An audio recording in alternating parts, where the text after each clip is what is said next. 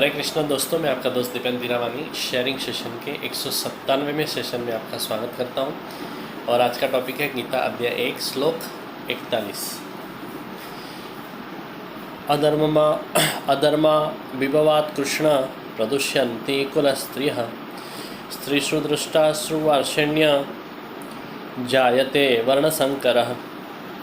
हे कृष्ण, अर्जुन कृष्ण को कहता है पाप बहुत बढ़ जाता है तभी कुल की स्त्रियां अत्यंत दूषित हो जाती है। और हे वार्षण्य, जब स्त्रियां दूषित होती है ना तभी वर्णसंकर प्रजा निर्माण होती है।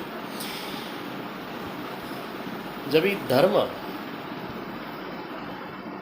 अधर्म जब भी बढ़ता है ना, अधर्म, तो कुल धर्मों का वो पराभव करता है। अधर्म कुल धर्मों का पराभव करता है, जिसकी वजह से कुल स्त्रियां दूषित होती हैं। अभी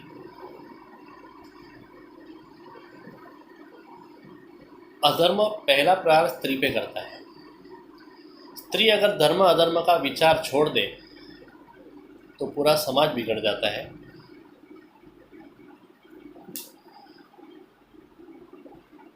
तो समाज में स्त्रियां क्षेत्र रूप है। तो इसके लिए अपने शास्त्रकारों ने स्त्री के पवित्र को अत्यंत महत्व दिया है। और लड़ाई जब भी होती है ना, लड़ाई जब भी ख़त्म होती है तो अधर्म बढ़ जाता है, और अधर्म बढ़ने से स्त्रियां बिगड़ जाती है और जिसके बड़े दुष्परिणाम दिखने लगते हैं।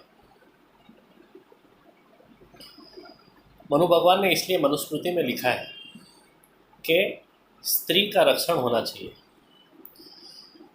अभी स्त्री अबला है इसके लिए नहीं, मगर स्त्री मूल्यवान है इसके लिए उसका रक्षण होना चाहिए। वैसे ही राष्ट्रध्वज, धर्म, संस्कृति,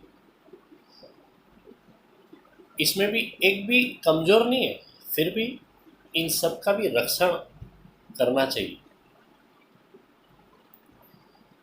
अभी सेना में सेनापति जो होता है सबसे बलवान होता है, मगर वो ही सबसे ज़्यादा रक्षणीय है। क्योंकि अगर सेनापति खलास हुआ तो पूरा सैन्य छिन्न भिन्न हो जाता है।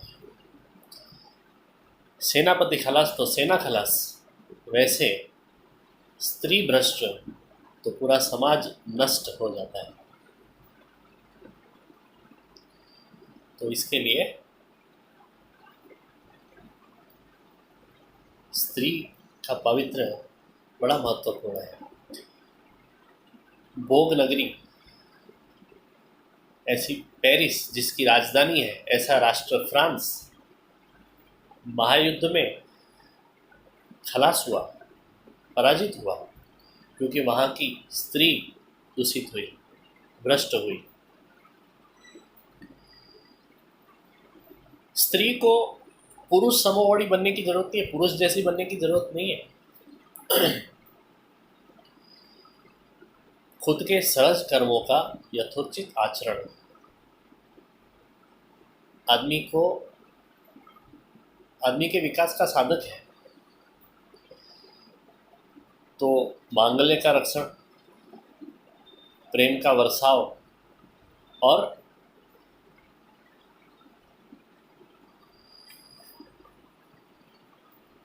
प्रेरणा प्रदान, ये स्त्री के सहज कर्म है। तो आज की स्त्री को ऐसा शिक्षण मिलना चाहिए कि वो वुमनली वुमन, यानी कि पूर्ण स्त्री बन के रहे। गर्भधारण करने वाली स्त्री अपने शरीर में एक नया शरीर तैयार करती है। तो शरीर शुद्ध चाहिए तो वंश शुद्धि होनी चाहिए, वंश शुद्धि चाहिए तो बीज शुद्धि होनी चाहिए, और बीज शुद्धि चाहिए तो स्त्री विशुद्ध होनी चाहिए।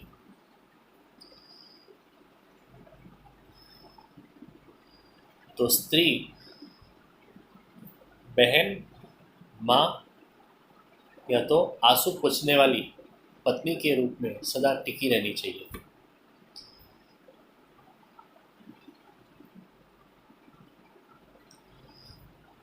स्त्री आज, जब तक स्त्री पुरुषों के संबंधों में धर्म, मर्यादा और लज्जा का बंधन है, तब तक ही स्त्री पुरुषों में उत्साह और कर्तव्य देखने को मिलता है। तो आज की नई पीढ़ी की निर्माता स्त्री का समाज में अनन्य साधारण स्थान है।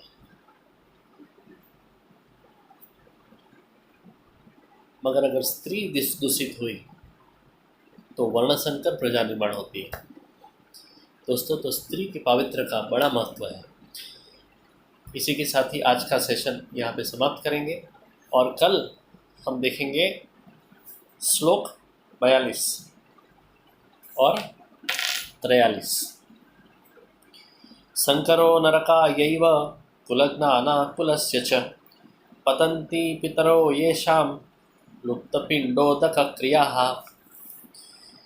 दोषैरैते कुलज्ञानां वर्णसंकरकारकैः उष्याद्यन्ते जातिधर्माः कुलधर्माश्च शाश्वताः।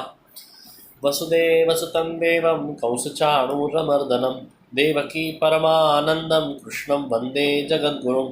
गुरुर्ब्रह्मा गुरुर्विष्णु गुरुर्देवो महेश्वर गुरुर्साक्षात् परब्रह्म तस्मै श्री गुरुवे नमः। हरे कृष्ण।